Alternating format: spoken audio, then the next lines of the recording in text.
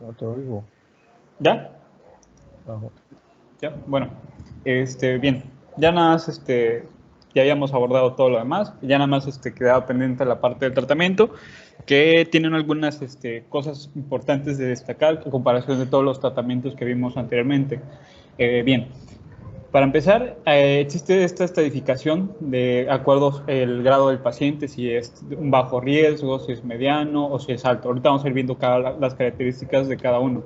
Si nosotros hablamos de un paciente que es de bajo riesgo, hablamos de que el paciente tiene una proteinuria nefrótica, pero se encuentra menor a 4 gramos por día.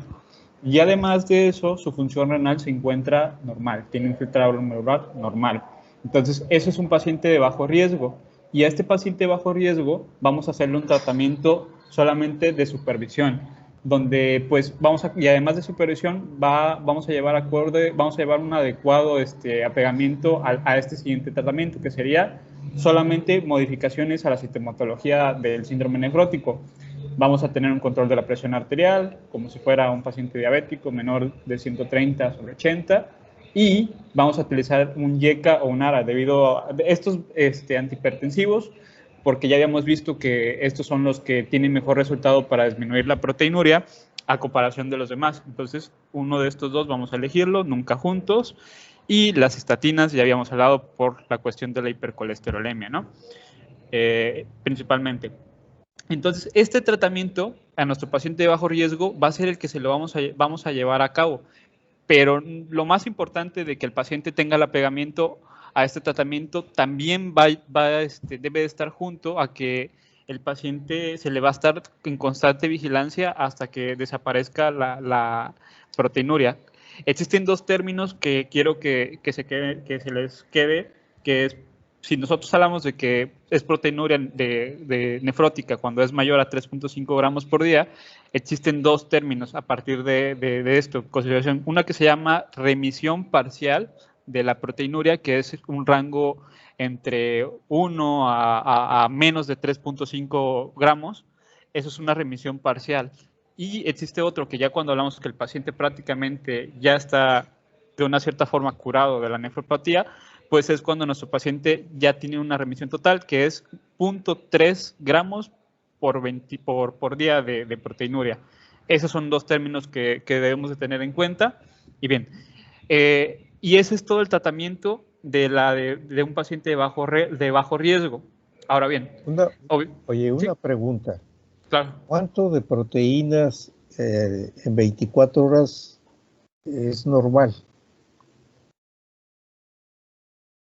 Pues debe de ser. Proteína, no albúmina. Proteína.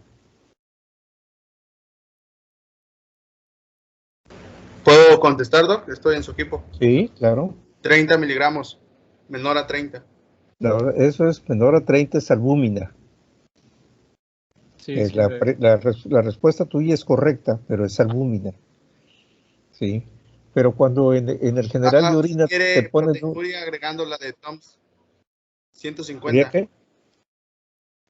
Tiene que ¿Cómo? ser menor a 150. Exactamente. 150 Es menor por a la proteína 150 que tengo que miligramos usar. en 24 horas.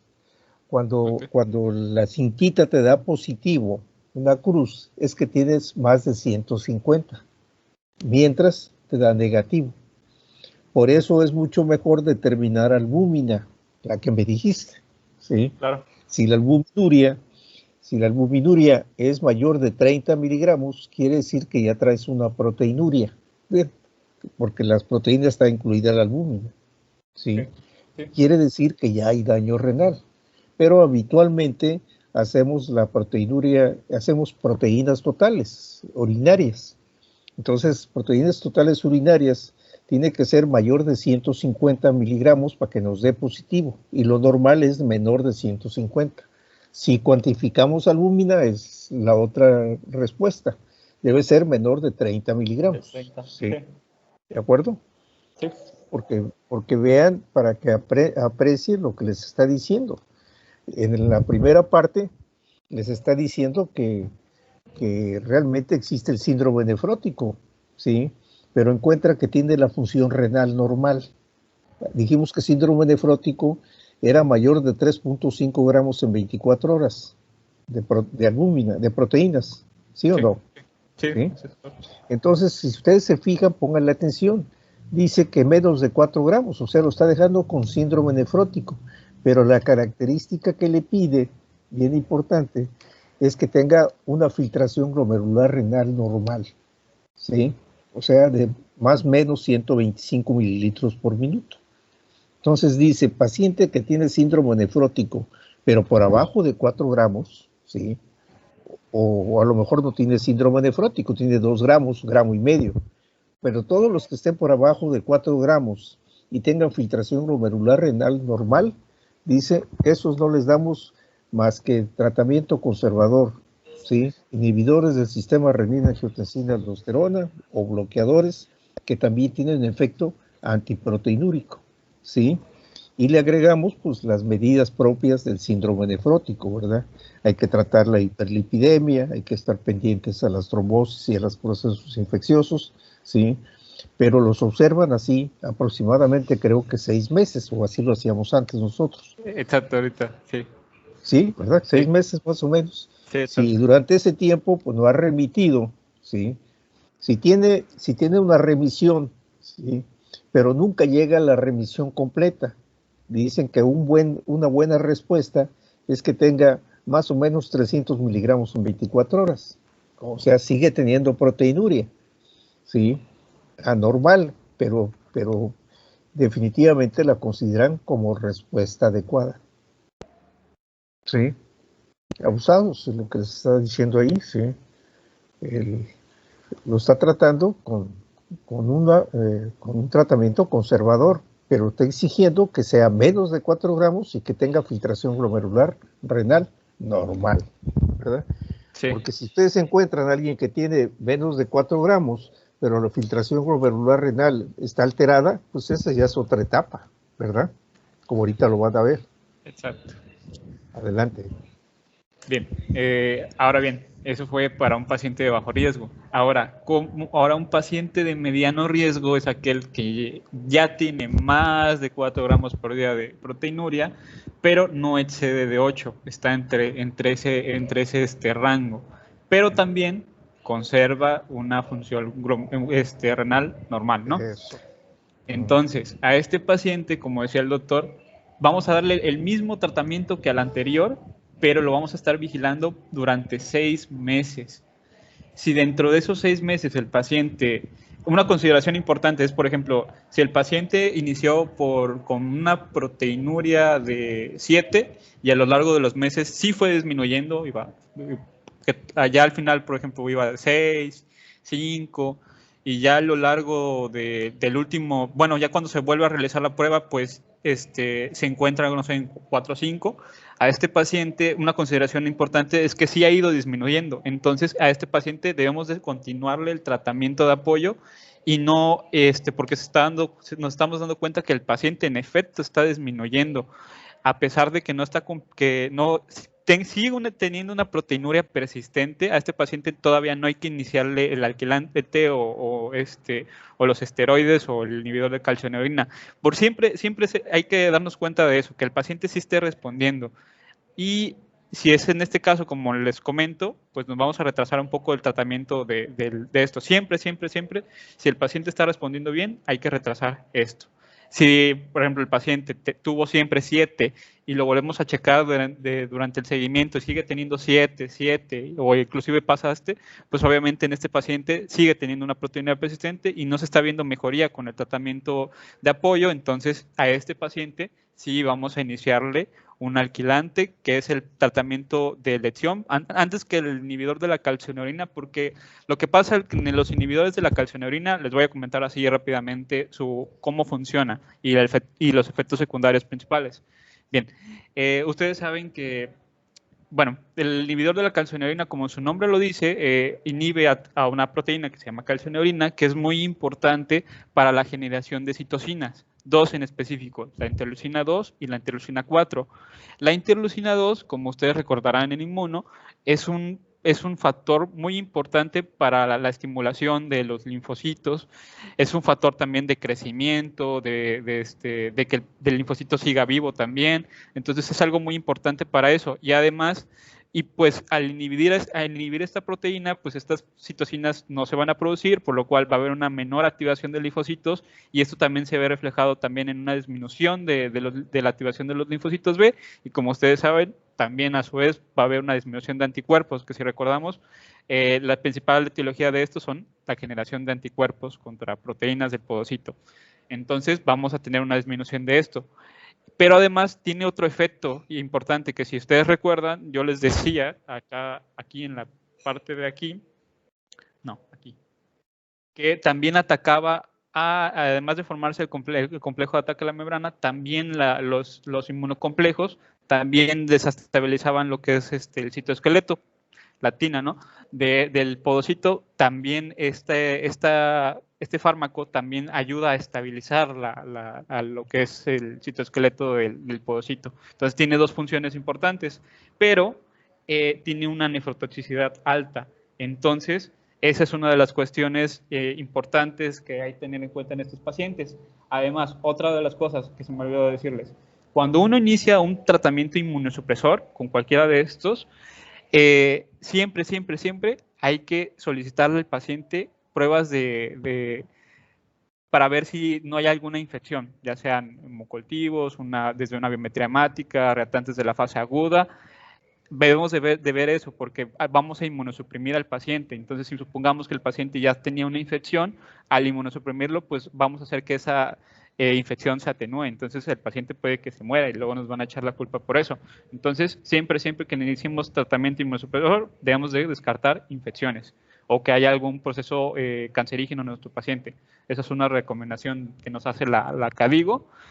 Y bueno, y ya este sería el tratamiento. Ahorita les voy a decir el esquema que viene en la siguiente diapo, que es el esquema de Ponticelli, que es un alquilante más un esteroide durante 6 meses. Ahorita les voy a mostrar la imagen para que se recuerden. Este esquema de Ponticelli es por excelencia el principal, digamos, el golden standard en este tratamiento, debido a que se ha visto que remite un 70-80% de los pacientes con este tratamiento, a comparación de que cuando se utilizan los inhibidores de la calcineuridina, otro de los efectos adversos o, digamos, complicaciones de este fármaco es que tiene muchas recaídas, en más de un 50%, a comparación del esquema de Ponticelli. Entonces, por eso les digo que siempre que se pueda, debemos de optar primero por un alquilante con un esteroide, que es el esquema de Ponticelli. ¿Okay? Y ya siempre ustedes van a ver de última instancia estos dos fármacos, lo que sería la ACTH de forma sintética o un anticuerpo monoclonal, que es el rituximab, que ahorita pues están haciendo varios estudios acerca de esto, más que nada del rituximab. Debido a esto lo van a encontrar en muchas enfermedades autoinmunes porque se sigue estudiando esto, y pues hasta el momento no existe una recomendación de inicio para iniciar este tratamiento porque todavía se sigue estudiando, y además de que, como ustedes se podrán imaginar, hacer un anticuerpo monoclonal es muy caro y es muy difícil tener acceso a él. Y bien, esto sería el tratamiento para un paciente de mediano riesgo. Un paciente de alto riesgo pues va a ser mayor a 8 gramos su proteinuria, pero este paciente, a comparación de los otros dos grupos de riesgo, va a tener afectación puede o no puede tener, pero realmente sí va a tener una afectación de lo que es la función renal. Entonces, este paciente vamos a hacerle lo mismo, pero igual otra vez vamos a checarlo durante 6 meses, esperando que su proteinuria vaya disminuyendo a lo largo de los meses, y puede que pase, vuelvamente le repito, siempre hay que ver que sí esté respondiendo a este tratamiento, y ver que, no sé, desde 10 baje, no sé, a 7, y pues seguimos monitoreando otros 6 meses, esperando que vaya disminuyendo. Si no, nuevamente lo consideramos como proteinuria persistente, y a este paciente igual vamos a hacerle el mismo esquema que les repito, y si no llega a responder, pues ya podemos manejar una de las opciones últimas, que serían otra vez los mismos fármacos de siempre, el rituximab o la forma de ACTH sintética. Este es el esquema importante que ustedes deben de saber, que es el esquema de Ponticelli, que les digo que tiene una efectividad de un 70-80%, y es durante 6 meses. Vean ustedes cómo durante el primer mes le vamos a dar al paciente metilprednisona por vía intravenosa, 1 gramo, durante los días 1, 2 y 3, y el resto del mes ya no va a ser por vía intravenosa, va a ser de forma oral y va a ser prednisona, a dosis de 0.5 miligramos por kilogramo de día durante 27 días. Bueno, durante los días restantes del mes. Después, el siguiente mes, ahora le vamos a dar nuestra alquilante, que sería la ciclofosfamida, por vía oral, a dosis de 2 miligramos por kilogramo de día, y el siguiente mes vamos a darle el esquema anterior. Y luego al cuarto mes le vamos a dar el esquema del mes 2. Y luego el quinto mes volvemos al esquema del primer mes. Y por último, al sexto mes vamos a darle el mismo del segundo mes, ¿no? Entonces es uno sí, uno de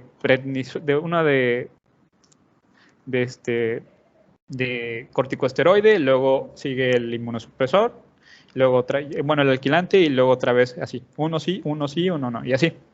Ese es el esquema, el famoso esquema de Ponticelli, que tiene mucha importancia en este tratamiento.